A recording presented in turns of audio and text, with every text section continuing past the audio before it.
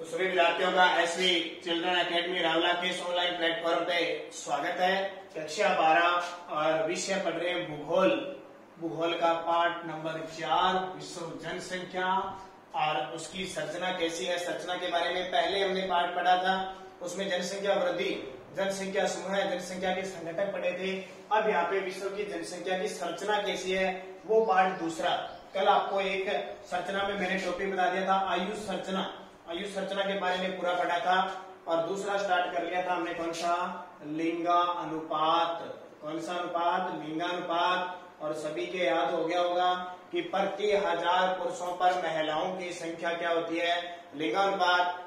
बहुत सारे देशों में इस लिंगानुपात का जो सूत्र होता है वो पुरुषों की संख्या बटे स्त्रियों की संख्या होती है, इंटू 1000 होता है। लेकिन हमारे भारत में क्या है, हमारे भारत में स्त्रियों की संख्या बटे पुरुषों की संख्या इंटू 1000 होता है, क्योंकि हमारे देश में स्त्रियों की संख्या कम है। बहुत सारे देश ऐसे हैं जहां पे क्या है, स्त्रियों की संख्या पुरुषों के मुकाबले ज्यादा होती है, तो वहां ये सूत्र लगता है। और हमारे भारत के मुकाबले देखें तो ये सूत्र लगता है। अब देखिए आगे हम बात करें, क्या हमने पढ़ लिया क्या नहीं पढ़ लिया। तो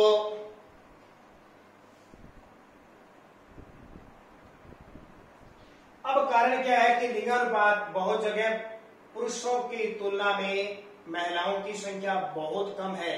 कारण एक तो वहां पे भ्रूण हत्या होती है, भ्रूण हत्या, अशिक्षा, ठीक है, समाज में अहिंसा होती है, समाज में हिंसा यानी महिलाओं के प्रति हिंसा होती है।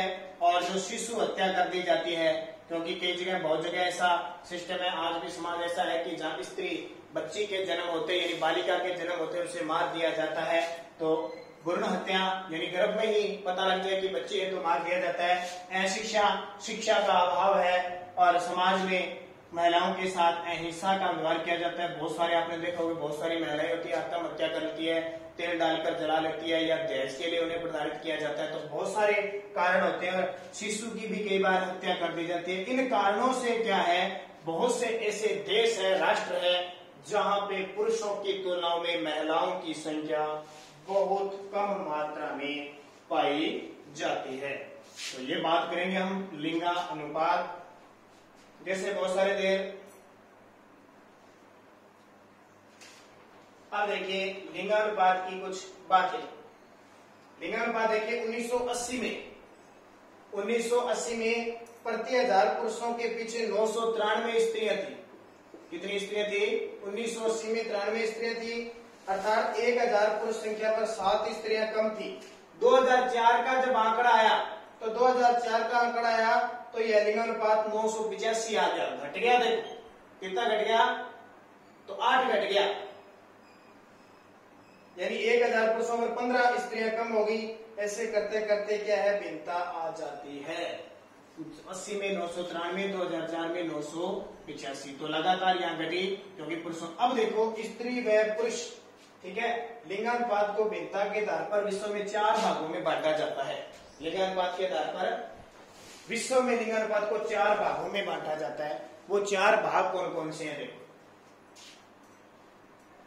विश्व में लिंगानुपात को भिन्नता के आधार पर, क्योंकि भिन्नता तो है ही है, 4 भागों में। अब 4 भाग कौन से, देखो नंबर 1 है अत्यधिक स्त्री अधिकता वाले देश। क्या लगाएं? अत्यधिक अधिकता यानी अत्यधिक स्त्री अधिकता वाले देश। कौन कौन से ऐसे देश है जहां पे स्त्रियों की संख्या ज्यादा है? उदाहरण, यानी वहां जो लिंगानुपात पाया जाता है वो 1000 पुरुषों के मुकाबले स्त्रियां वहां 1050 है। कहीं 1020 है, कहीं 1030 है, कहीं 1050 है, कहीं 1080 है। तो ठीक है, स्त्रियों के मुकाबले 1050 है। उसमें हम आपके देश आ जाते हैं अमेरिका, संयुक्त राज्य अमेरिका, यहाँ पे स्त्रियों का अनुपात ज्यादा है। कनाडा, वह दक्षिणी अमेरिका के कुछ देश, अमेरिका के कुछ देश, ये देश ऐसे हैं जहां क्या है, स्त्रियों की संख्या अधिक है। अमेरिका विकसित है ना पूरा, कनाडा, दक्षिण अमेरिका की जो देश, कहने का मतलब अमेरिका, दोनों अमेरिका महाद्वीपों में इनकी संख्या ज्यादा है अत्यधिक स्त्री वाले। ख नंबर देखिए, ख नंबर बन गया स्त्री अधिकता वाले देश। ये तो अत्यधिक स्त्री अधिकता वाले देश, अत्यधिक मतलब 50 हो ज्यादा ऐसे 1000 के मुकाबले स्त्री अधिकता वाले देश। देखो कौन कौन से, इसमें 1050, ठीक है, यानी 1000 से लेकर 1050 के बीच जो स्त्रियां आती है, यहाँ तो 1050 से ऊपर, यहाँ 1000 और 1050 के बीच जो स्त्रियां आती है वो आते हैं। जैसे इसमें देश दे रखे Ukraine, Belarus, Ukraine, Belarus, Poland, Mongolia, Ukraine, Belarus, Poland, Mongolia, Kazakhstan, Thailand, Myanmar और दक्षिणी अफ्रीकी देश, म्यांमार व दक्षिण अफ्रीका में कुछ देश हैं उनकी, ठीक है, स्त्री अधिकता वाले, यानी इनमें 1000 से कम नहीं स्त्री ऊपर है। तो Ukraine, Belarus, Poland, Mongolia, Kazakhstan, Thailand, Myanmar, दक्षिण अफ्रीका। देखो यूक्रेन अब यूरोप महाद्वीप में, बेलारूस यूरोप महाद्वीप में, पोलैंड यूरोप महाद्वीप में, मंगोलिया एशिया में है, कजाकिस्तान एशिया में है, थाईलैंड एशिया में है, म्यांमार एशिया में और दक्षिणी अफ्रीका। गैर नंबर देखो, गैर में किसको शामिल किया, पुरुष अधिकता वाले देश। अब ज्यादा पुरुष है, पुरुष अधिकता वाले देश, यानी जहां पे क्या है महिलाएं 1000 से कम है वो हो गए, तो वो कौन से होंगे, यानी जिनमें 1000 पुरुषों के पीछे 950 महिलाएं होंगी, 980 होंगी, 950 इसके आसपास होंगी, वो देश आ जाते हैं। देखो ऑस्ट्रेलिया, कौन सा, ऑस्ट्रेलिया, फिर आपका न्यूजीलैंड,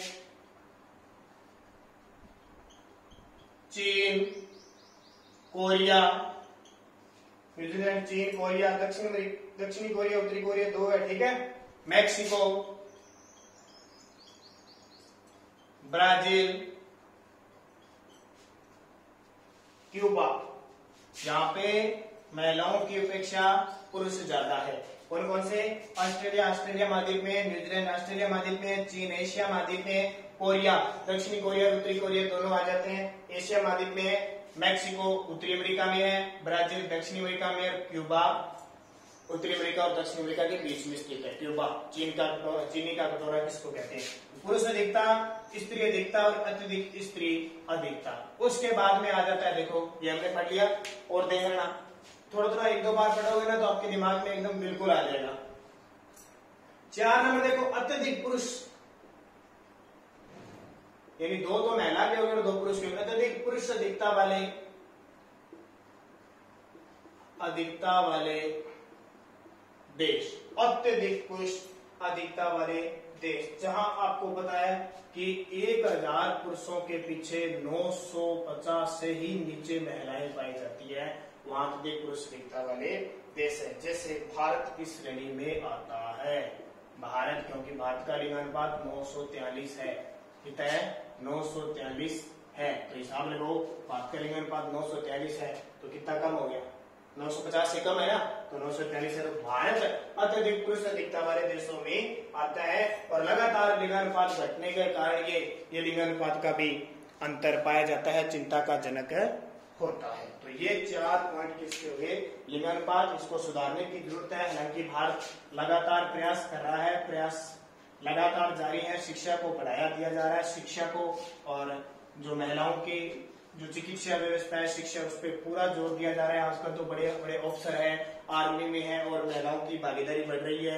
और जो बच्चा है, बालिका होती है, बालिका के जन्म पर थाली बजाने का रिवाज हो गया, पौधे लगाने का रिवाज चल गया। तो धीरे धीरे क्या है, अगली हम जो जनगणना पढ़ेंगे ना, उसमें ये देख लेना कि महिलाओं की संख्या बढ़ेगी, क्योंकि हमारे भारत में बेटी बचाओ बेटी पढ़ाओ अभियान स्टार्ट हुआ था 22 जनवरी 2015 को हरियाणा से। हमारे राजस्थान में सबसे कम लिंगानुपात कहाँ पे है, हरियाणा में है तो वहीं से शुरुआत हुई।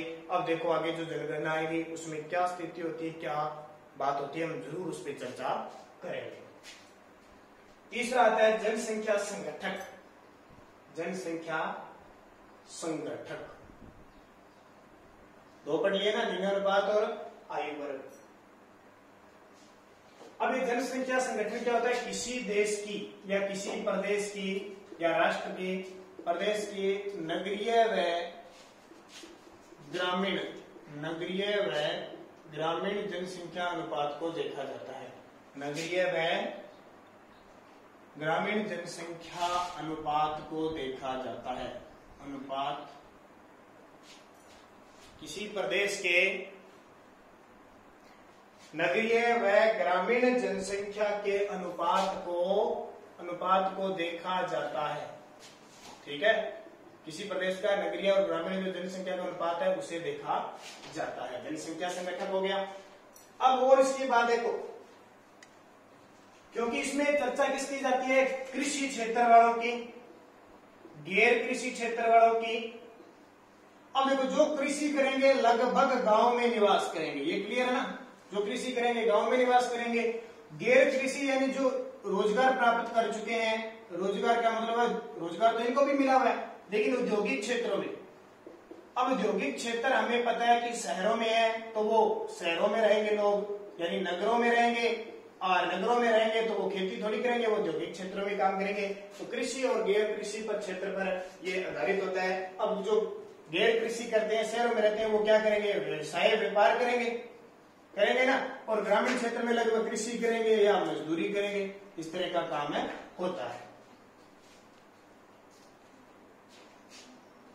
अब आती है कि विश्व की लगभग 50% जनसंख्या वो नगरों में निवास करती है। विश्व की 50% जनसंख्या नगरों में निवास करती है, यानी प्रतिवर्ष नगरों में 6 करोड़ की वृद्धि हो रही है। प्रत्येक वर्ष 6 करोड़ की वृद्धि हर साल नगरों में बढ़ रही है, यानी नगरों की ओर ज्यादा ध्यान दिया जा रहा है, जो कि ग्रामीण क्षेत्रों से 3 गुना है। ग्रामीण क्षेत्रों से 3 गुना, अपने आप 3 गुना, क्योंकि ग्रामीण क्षेत्र से वो कहां जा रहे हैं, नगरों में जा रहे हैं, लगातार वृद्धि हो रही है।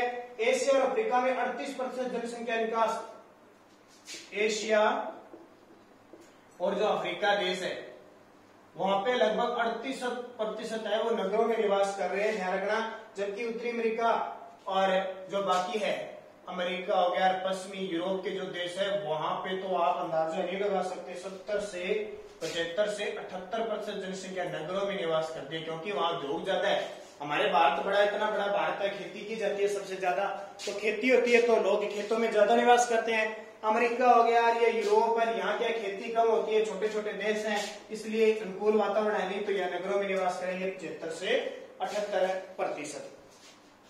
ठीक है, तो ये अनुपात है। किसी पर आपके परिभाषा आ जाए पेपर में, जनसंख्या संगठन कैसे कहते हैं, तो किसी प्रदेश के नगरीय व ग्रामीण जनसंख्या के अनुपात को जनसंख्या संगठन कहते हैं। ये कृषि और गैर कृषि क्षेत्र में मिलता है। तो विश्व की 50% जनसंख्या कहाँ रहती है, नगरों में रहती है, और एशिया और अफ्रीका में 38% जो जनसंख्या है वो नगरों में रहती है, और अमेरिका, यूरोप जैसे देशों के लगभग 70-75 या 70 से 80% जनसंख्या नगरों में निवास करती है। तो ये आपको याद रखना है।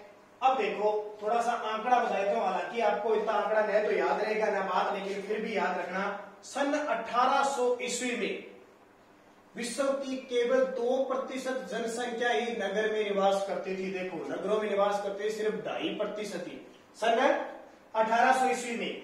फिर 1960 में बढ़कर ये 35%, क्योंकि बाद में क्या हुआ, औद्योगिकरण होगा, मशीनों का निर्माण हो गया, उद्योग विकसित हो गए।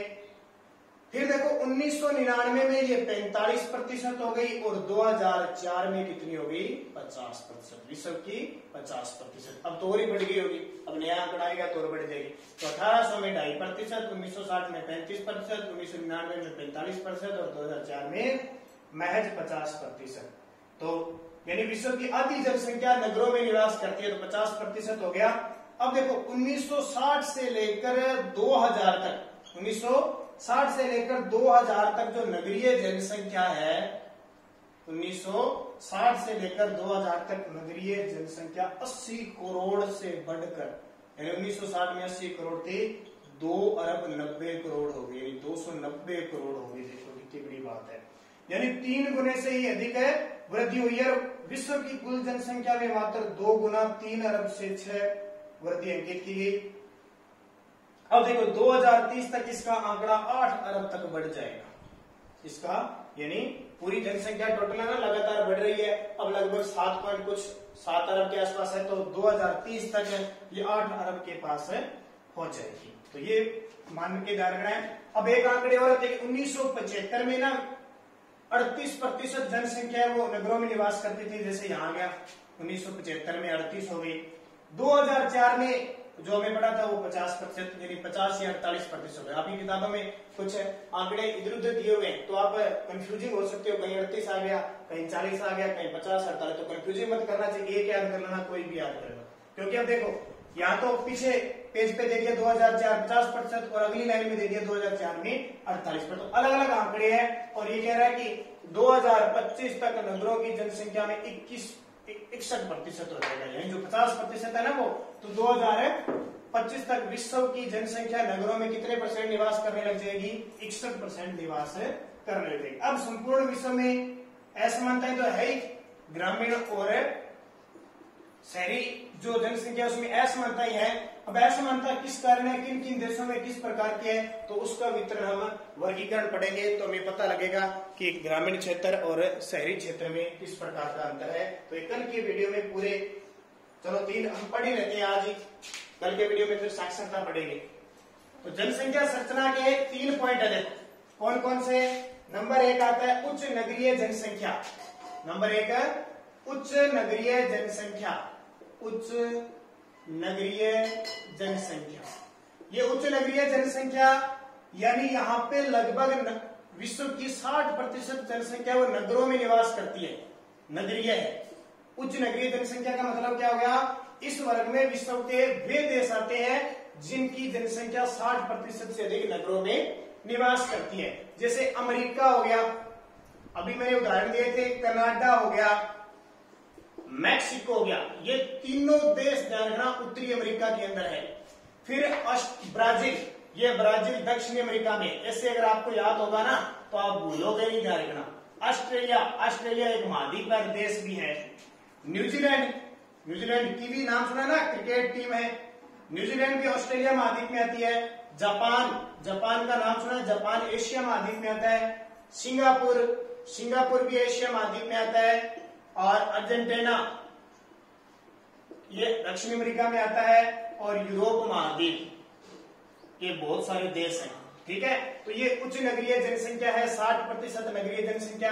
America, Canada, Mexico, Brazil, Australia, New Zealand, Japan, Singapore, Argentina और यूरोप। ब में देखो कौन से आते हैं, मध्यम नगरीय जनसंख्या।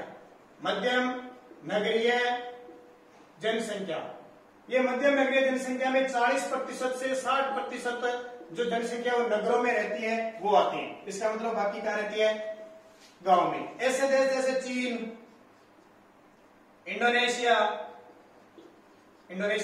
चीन इंडोनेशिया दोनों ही एशिया महाद्वीप में है। दक्षिणी अफ्रीका, टीम है ना दक्षिणी अफ्रीका की। मिस्र अफ्रीका महाद्वीप में है। वेनेजुला दक्षिणी अमेरिका महाद्वीप में है। क्यूबा, ये भी दक्षिण अमेरिका में आता है। जमैका, ये भी दक्षिण अमेरिका और ये खाड़ियों में आते हैं। तो ये देश है सारे के सारे क्या, मध्यम नगरीय जनसंख्या।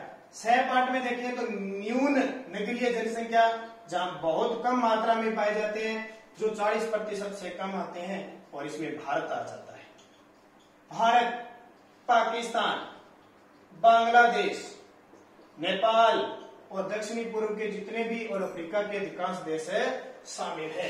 तो ये आपका 3 भाग हो गया जनसंख्या संगठन के।